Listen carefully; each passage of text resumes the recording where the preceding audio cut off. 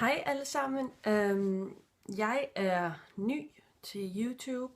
Jeg har brugt rigtig meget tid på i mange år faktisk at se alt fra makeup videoer til outfit videoer til det hele. Og jeg har altid gerne vil være en del af det, men jeg har altid synes det var sådan lidt, vidste ikke rigtigt hvordan man skulle starte og sådan nogle ting. Så nu tager jeg bare springet, og jeg har en lille haul. Nogle af tingene, jeg har købt det her over lang tid, du ved, det har lige været jul og alle sådan nogle ting, og januarudsalg og alt sådan noget halløj. Nogle af tingene har jeg allerede brugt, andre har jeg ikke. Så jeg vil bare hoppe lige ind i det. Det første ting, som jeg rigtig gerne vil have, og som jeg har vil have i så lang tid, er den her creme fra Embryolisse. Jeg havde hørt så meget godt om den. Og den er rimelig pricey, altså den koster omkring de 150-200 kroner inde på magasinets hjemmeside. Så jeg kastede mod i det og tænkte, okay, det kan være, den er helt vildt god, det kan være, den er skide dårlig, det ved vi sgu ikke, før vi prøver det. Så jeg købte den, og jeg havde forventet lidt mere af den. Altså, jeg har meget tør hud, så jeg havde forventet, at det ved jeg ikke. Jeg havde bare troet, at det var sådan en rigtig fed creme, sådan en rigtig god en, som bare hydrerede det hele og sådan noget, men kan man sige, det hydrerede det hele? Jeg havde bare troet, at den ville være lidt mere fedtet i det. Den er okay god og sådan noget, men jeg har meget tør hud, og til det, der synes jeg, at den er lige så god som en creme fra Derma, altså. Så, ja. Nogle andre ting, som jeg sådan har købt, det er øjenvipper. I ved det ikke, men jeg er fuldstændig forelsket i falske øjenvipper. Jeg bruger dem rigtig tit. Nogle gange kan jeg godt finde på at tage sådan nogle her på til hverdag, hvis jeg lige synes, at looket skal piftes lidt op. Altså, men jeg har købt en masse forskellige. De her, de er bare formater, så de er faktisk okay gode, men den formater, som jeg bedst kan lide, er dem med det gennemsigtige bånd. Så det ikke ligner, at man bare har sådan klask øjenvip på. Det skal se meget naturligt ud, hvis jeg skal gå med det. Så har jeg købt nogle fra Ardell. Købt sådan nogle her. Det er mere sådan til festbrug og sådan noget. Men jeg synes, de var rigtig fede og rigtig store og sådan noget kan jeg godt lide, når jeg skal ud, at det bare siger pang af. Og dem her, som jeg lige har set, som er ganske naturlige, det er bare lige som skal sidde på den halve yderside af øjet. De er fuldstændig fantastiske, og den måde, som de bare er designet på, det ligner bare, at de går i et med dine øjenvipper, og det synes jeg er rigtig fedt. Så købte jeg også dem her, som er stort set de samme som dem her, de er bare i stor version, og de ser også rigtig naturlige ud på. Det ligner bare, at du har rigtig fyldige vipper, men ikke for meget, fordi det kan hurtigt blive for meget. Så har jeg nogle fra B. Det ved jeg ikke. De hedder i hvert fald Dolly, som I kan se der. Dolly i. Men de ser sådan her ud.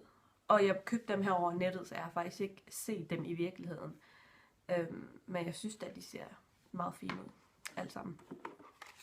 Så har jeg også nogle fra Shavata. Som ser sådan her ud. Som også er mere sådan gå i byen.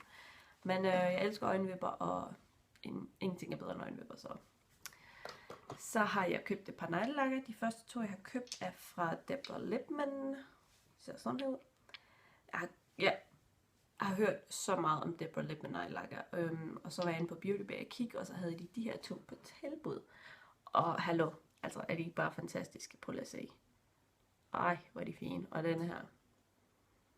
De er rimelig pricey. Jeg tror de koster, hvad er det? 12-13 pund per styk inde på deres hjemmeside, men jeg synes simpelthen, de var så fede. Den hedder Stairway to Heaven, og denne her, den hedder Across the Universe, så sådan her. Mega fede. Så købte jeg også en 3-way glaze fra Essie, som både er en base coat og en top coat, og alle de der ting i en, så det var rimelig fedt. Og så købte jeg en fra China Glaze, som hedder Snow Globe. Og det fortrød jeg faktisk lidt, jeg har købt, fordi den ligner den her rimelig meget. Der er bare lidt mere glitter i den her. Det er lidt nede, der sådan noget sker. Så købte jeg Too Faced Primed and Poreless Pure Oil Free, som er en primer. primer, som du tager på under foundation og sådan noget. Og den her, den koster altså 20 pund, ikke? Og det er, hvad er det, 180 kroner eller sådan noget. Og der er bare nada i, man. Det er helt sindssygt så lidt der er i. 28 gram. Og det er hurtigt væk, kan jeg godt fortælle jer. Så det er lidt nederen. Så købte jeg i denne her, som er en Saint-Tropez Skin Illuminator i guld. Og denne her, jeg sværger, ikke? Og jeg er så forelsket. Det er beregnet til, du kan enten komme det her, hvis du skal i byen, du vil gerne være lidt fin, eller du kan, på kindbenene, hvis man lige har brug for lidt ekstra shimmy. Den er mega fed, og det giver bare sådan en rigtig guld look. Altså, jeg ved ikke engang, om I kan se det. Men den er mega fed, og den giver bare sådan en rigtig shiny, shimmy. Den er jeg rigtig glad for.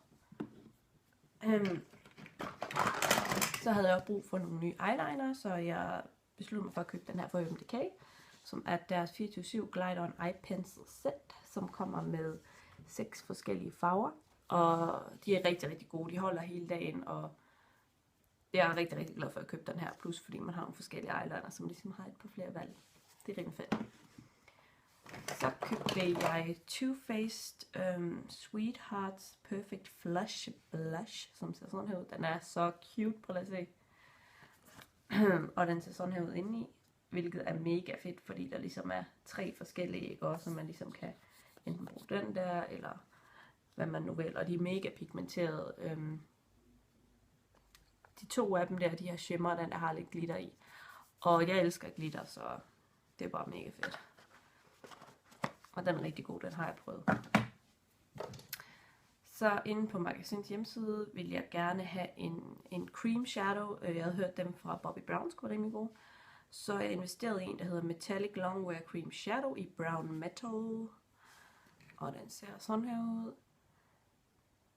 Den her må jeg sige, jeg er lille smule skuffet over. Altså det ved jeg ikke. Den er rigtig, rigtig flot på hånden, og den glitrer, som jeg ved ikke hvad, og alt det der. Tror lige slet ikke kan se noget her. Nå. Men når man kommer det på øjet, så er det ligesom om det bare forsvinder, og den sætter sig så nemt i creasen. Jeg havde den på en gang, hvor jeg ikke havde primer på, fordi jeg tænkte, okay, det er jo en cream shadow, så den burde jo holde. Nope, lad være med at bruge den uden primer, fordi det er det mest forfærdeligste. Det sætter sig bare lige i de første 10 minutter. Ikke fedt. Så købte jeg 2 flere cream shadow. Dem købte jeg faktisk før jul. En fra Chanel og en fra Christian Dior. Den fra Chanel har jeg brugt rimelig meget. Den er mega fed. Den ser sådan her ud. Og så fin, så fin. Og den er så pæn på øjet. Helt vildt. Og den glitrer bare, som jeg ved ikke hvad. Og så købte jeg den her fra Christian Dior, som ser sådan her ud. Som også bare er mega fed. Altså, den ser så pæn ud. Og de er bare mega pigmenterede. Og ej, men de er bare så fine. Dem er jeg rigtig glad for.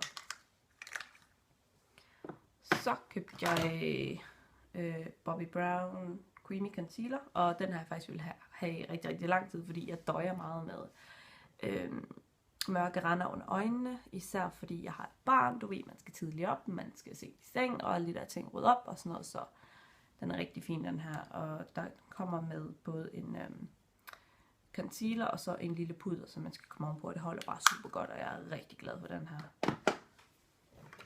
Så købte jeg YSL Touche Eclat, som er den der, man kan ligesom trykke her, og så kommer det ud, som er den der til under øjnene, som gerne skulle give lidt shimmy.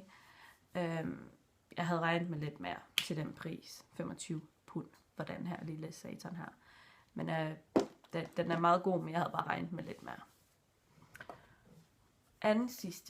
Tredje sidste ting er MAC Mineralized Skin Finish i medium.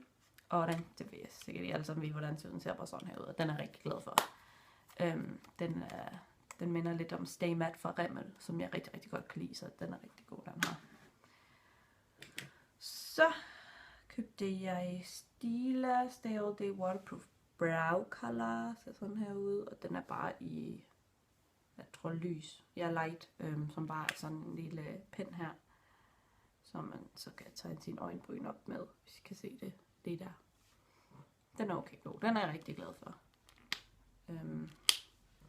Og det sidste jeg har købt er den her fra Art Deco, som er en cream eyeshadow, og den, seriøst, jeg svæver, den er så fed. Og den glitrer bare så meget. Jeg ved ikke engang, om I kan se den lige der. Ej, hvor er den fed. Jeg er så glad for den. Og det er i, jeg tror det er en bronze, den her nummer 4, tror jeg. De har 2 inde på Beauty Base hjemmeside. Det her det er i hvert fald den mørke af dem, så jeg skal i hvert fald have fat i den lys, for den er da mega fed, den her. Ja, det er ligesom mit samlede haul over den sidste haul over det sidste stykke tid. Jeg håber, I kunne lide det. Ja, så vi ses.